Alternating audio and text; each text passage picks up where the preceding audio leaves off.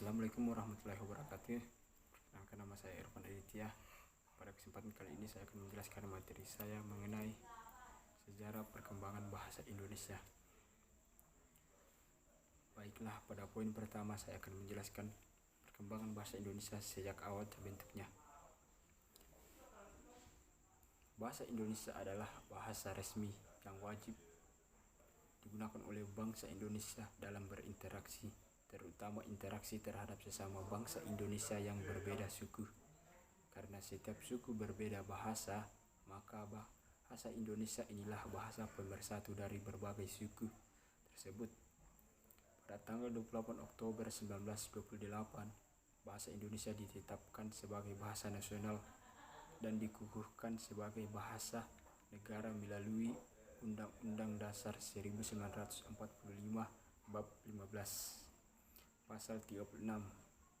Pada tanggal 18 Agustus 1945 dalam Undang-Undang Dasar 1945 Bab 15 Pasal 36 itu disebutkan bahwa bahasa negara ialah bahasa Indonesia. Perkembangan bahasa Indonesia. Sejarah perkembangan bahasa Indonesia terbagi menjadi dua, yakni pertama perkembangan bahasa Indonesia sebelum kemerdekaan, yang kedua perkembangan bahasa Indonesia setelah kemerdekaan. Baik, pada poin kedua adalah perkembangan bahasa Indonesia sebelum kemerdekaan. Bahasa Indonesia berasal dari bahasa Melayu, yaitu bahasa Melayu Tinggi, Melaka, Riau. Mengapa bahasa Melayu yang dipilih menjadi dasar bahasa Indonesia? Tentunya ada beberapa alasan yang menyebabkan bahasa Melayu itu dipilih. Alasan pertama, bahasa Melayu sebagai lingua franca atau bahasa pengantar atau juga bahasa pergaulan di Nusantara sejak lama.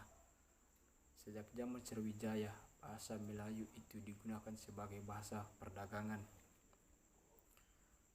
Pada saat masyarakat Indonesia sudah banyak mengenal bahasa Melayu, oleh karena itu bahasa Melayu menjadi bahasa yang dapat dipahami dan digunakan oleh masyarakat, dan berbagai suku yang memiliki bahasa itu berbeda-beda. Alasan kedua, bahasa Melayu memiliki sistem bahasa yang praktis dan sederhana. Berdasarkan struktur bahasa Melayu berbeda dengan bahasa lainnya di Indonesia. Bahasa Melayu tidak memiliki tingkatan dalam penggunaan atau tidak berdasarkan status sosial. Misalnya dalam bahasa Jawa atau bahasa Sunda terdapat beberapa pengguna kata yang perlu disesuaikan dengan umur ataupun situasi kepada siapa kita berbicara. Sedangkan dalam bahasa Melayu tidak ada penggunaan kata seperti itu. Alasan ketiga, kebutuhan politik. Karena di Indonesia terdapat berbagai macam bahasa, dan untuk mengatasi perbedaan itu tidak mungkin jika memilih salah satu dari ratusan bahasa itu. Dalam hal ini, memilih bahasa Melayu merupakan keputusan yang tepat karena bahasa ini telah digunakan sebagai bahasa perdagangan dan juga dipahami oleh masyarakat di berbagai daerah di Nusantara. Bukti penggunaan bahasa Melayu di berbagai daerah di Nusantara didukung oleh penemuan prasasti berbahasa Melayu seperti prasasti kedudukan Bukit di Palembang pada tahun 683 Masehi, prasasti Talang Tuo di Palembang pada tahun 684 Masehi, prasasti Kota Kapur di Palembang pada tahun 686 Masehi, prasasti Karang Berahi di Jambi pada tahun 688 Masehi, prasasti Gandasuli di Jawa Tengah pada tahun 632 Masehi, prasasti Bogor di Jawa Barat pada tahun 942 Masehi, dan prasasti Pagaruyung pada tahun 1356 Masehi. Semua bukti tertulis pada batu nisan di Minye, Tujo, Aceh pada tahun 1380 Masehi. Pada poin ketiga, yaitu perkembangan bahasa Indonesia setelah kemerdekaan.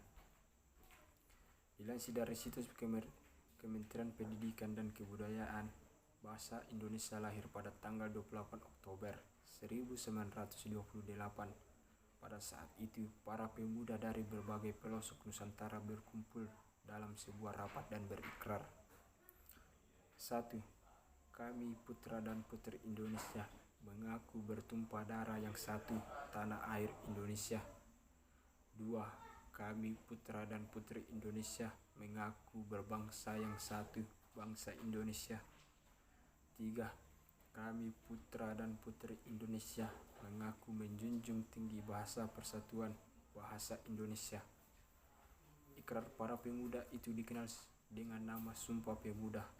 Unsur yang ketiga dari Sumpah Pemuda merupakan pernyataan tekad bahwa bahasa Indonesia merupakan bahasa persatuan bangsa Indonesia.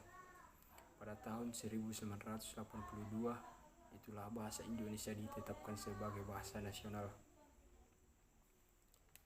Kemudian pada tanggal 18 Agustus 1945, bahasa Indonesia diresmikan sebagai bahasa negara, tepat setelah proklamasi kemerdekaan Indonesia. Bahasa Indonesia semakin berkembang pada tahun 1947 yang ditandai dengan penetapan ejaan Republik atau ejaan Suwandi menggantikan ejaan Van Ophuzen pada tahun 1901.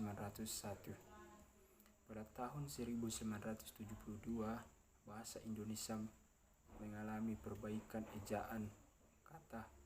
Perbaikan ini dinamakan ejaan bahasa Indonesia yang disempurnakan oleh EYD. Ejaan ini diresmikan pemakaiannya pada tanggal 16 Agustus 1972. Peresmian ini dikuatkan dengan Putusan Presiden nomor 57 tahun 1972. Pada perkembangannya, berikut lahirlah Ejaan Bahasa Indonesia (EBI) yang diterbitkan oleh Badan Pengembangan dan Pembina Bahasa, Kementerian Pendidikan dan Kebudayaan pada tahun 2016. Sebelumnya telah ditetapkan dengan Permendikbud nomor 50 tahun 2015 tentang Pedoman Umum Ejaan Bahasa Indonesia. PUBI inilah yang akan mendukung mahasiswa zaman sekarang bisa menyusun suatu karya tulisan ilmiah untuk mengetahui ejaan dan penulisan yang berlaku sekarang ini. Terima kasih. Itu yang dapat saya sampaikan. Lebih dan kurangnya saya mohon maaf. Assalamualaikum warahmatullahi wabarakatuh.